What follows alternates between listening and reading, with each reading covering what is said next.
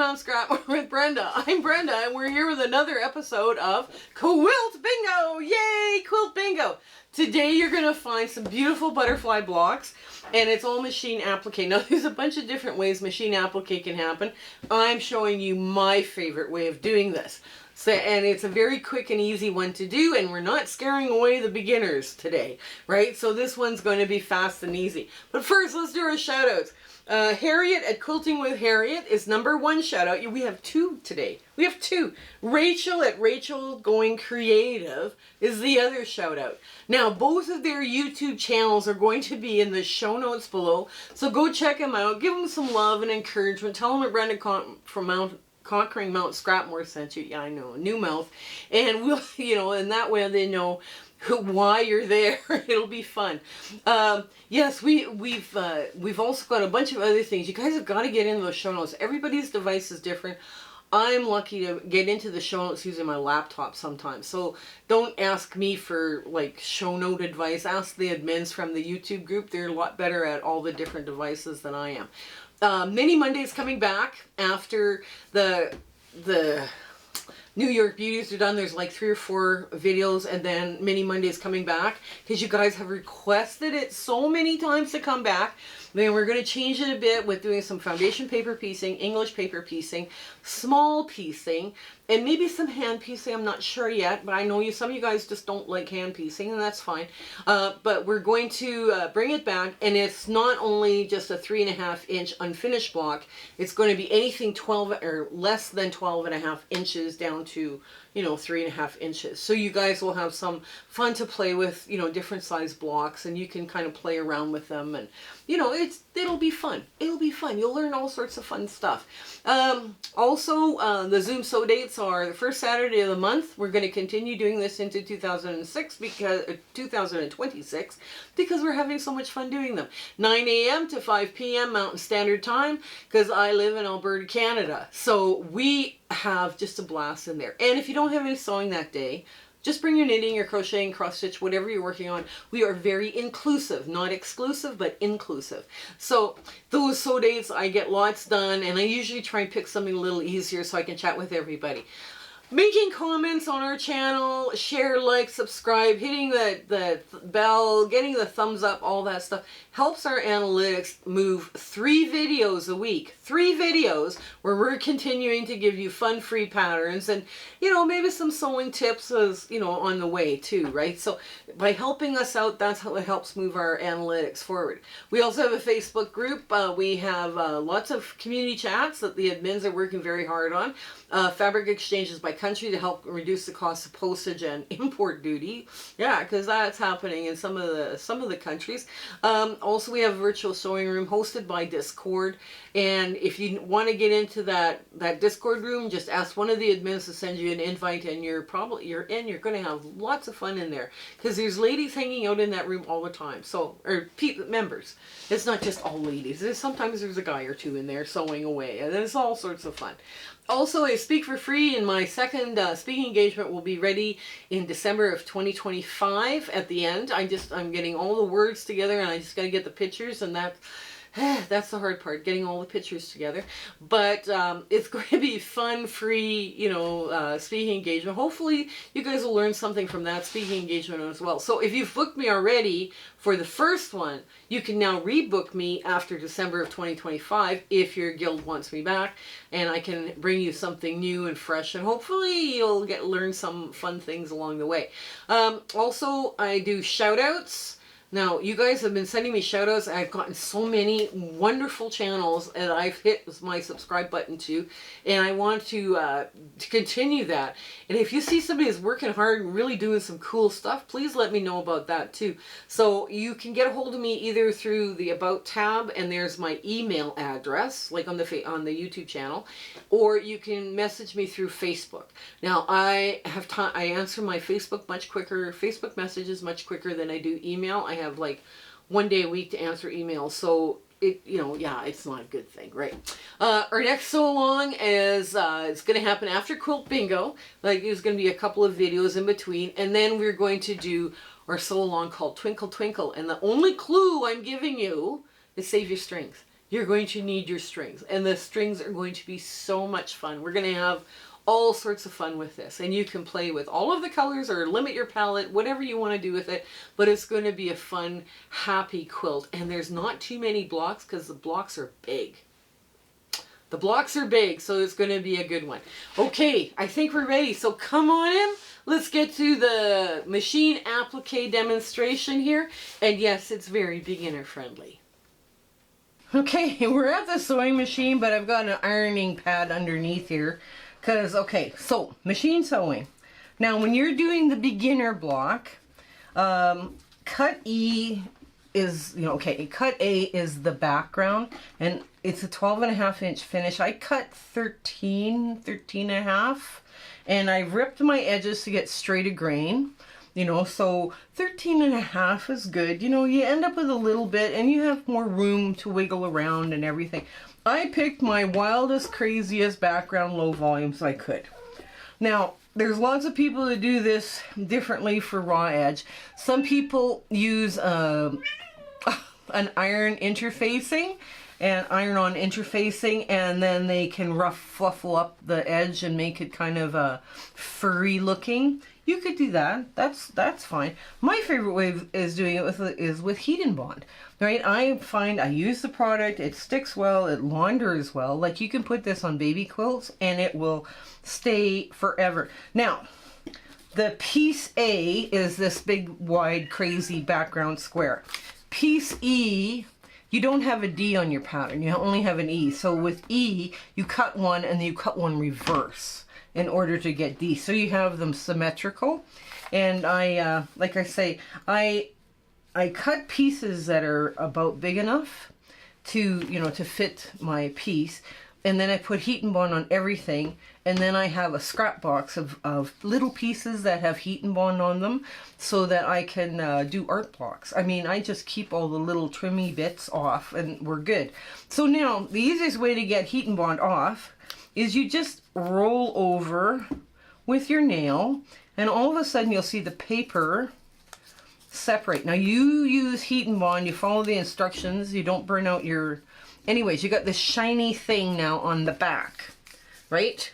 You had to adhere the heat and bond onto your fabric, and now you've got to adhere the heat and bond here. Now, I've got this iron heating, and I'm going to make sure it's just centered a bit. Now, this is all the things that are on the foreground need to be covered, right?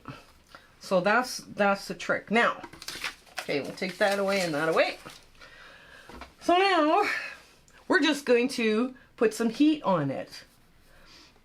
Like I say, or you could do the fusible interfacing if that's your preferred method. You could do that as well, right? There we go. We're just going to quickly heat this up. There. And it's all stuck. Right? So I don't need the iron anymore. And I don't need the ironing pad. So what I have done now with my thread, this is where on your sewing machine, if you have fancy stitches or zigzags or satin stitches or whatever, pull them out. Pull them out. Have some fun with this. You can just, I am working with a straight stitch machine, so my pieces are just going to be straight stitched. I mean, that's all I'm able to do with this machine. That's fine. Pull out your fun thread. I pulled out a variegated thread for this to go in the navy, and I think it's going to be just fun. You can use 40 or 30 weight if you want like a heavier thread. You can play around and do all sorts of fun stuff here with this. So this is kind of one of those, let's be creative, let's be fun. Now, the background color I did pick, I had some, the greens and the yellows, there's some blues, there's kind of an orangey thing going on, but red, white, or red, yellow, and blue, red, gold, and blue, right? I mean, you pick something that kind of works.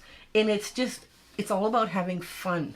It's no craziness. You're not stressing out over anything. You're learning a skill. And this is a really easy one. Now, I try and stay about 1/8 away from the edge. So I'm putting my needle down. I'm hand cranking it down.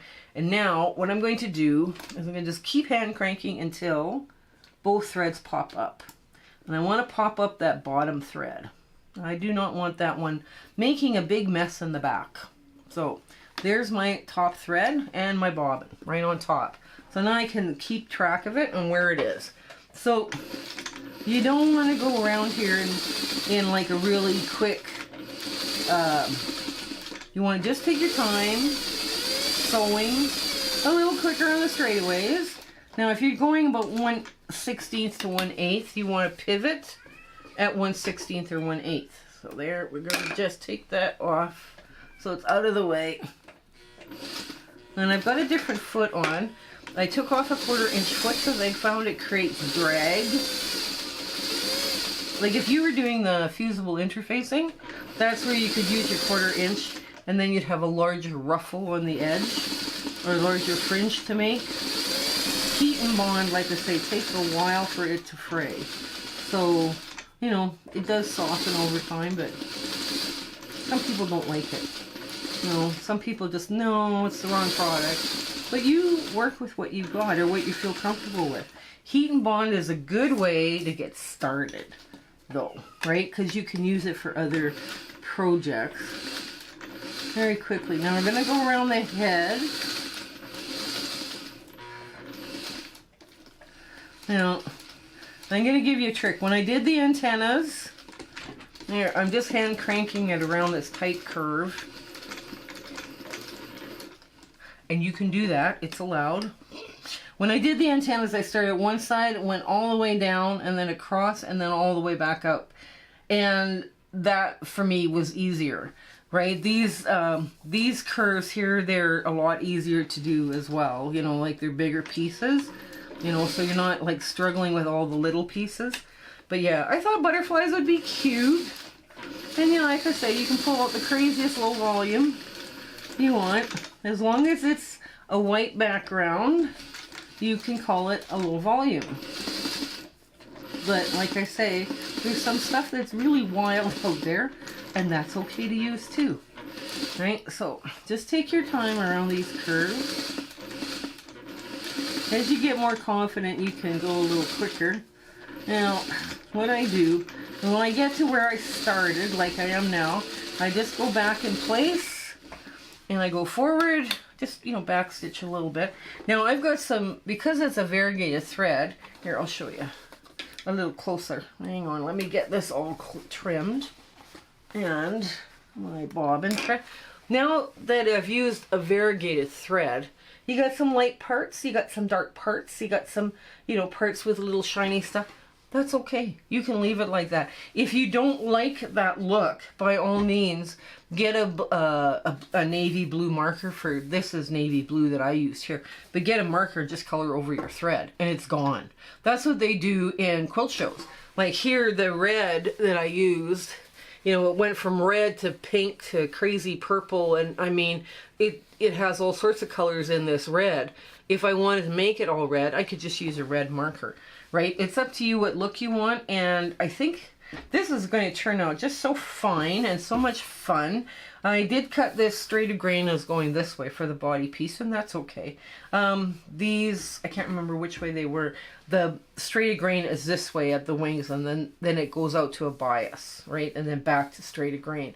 So that's worked out well for me too. It's a little easier to iron, to heat and bond. That way when you do a straight piece. I will show you my heat and bond piece box, and yes, it's overflowing, so when it overflows, I have to sit down and do a bunch of blocks, crazy blocks like this in smaller settings, and do art blocks just to move out all the little pieces, but we have fun with it.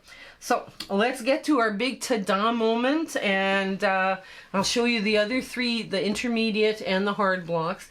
The hard block and the intermediate aren't really that hard, so if you're a beginner and you like this, go for it. Try the intermediate, then try the hard. It's a lot of fun. It is a little more work, but it's fun. So we'll see you in a bit. Okay, before we do our ta-da moment, this is the scrap box of heat and bond stuff. So once it gets full like this, I take everything out of here and I start playing with the concept of art blocks, right? And you can make a lot of fun blocks. There's a lot of stuff in here from this sew along, but from other previous sew alongs, and you can make some really cool things. I've got a lot of white in here with that stabilizer on it, and some little pieces like this that are perfect. They're perfect for art blocks. So I will get to this and start emptying it out one day, but I have all sorts of fun little colors in here, and you, like I say, once you have it on there, you might as well use it as an applique piece. So anyways, but this is the box I do keep it in. So I just make rectangles or squares of, and then I put cut my pieces out of it so that I have it available for other things. So let me get all this shoved back in the box. Oh dear. There we go. So this is the beginner block. This is our big ta-da moment on the beginner block. It's got a wild background, so it looks kind of wild and crazy, but it's still fun. It's still, you got to go have some fun with this, right? And it's an easy, quick method to do.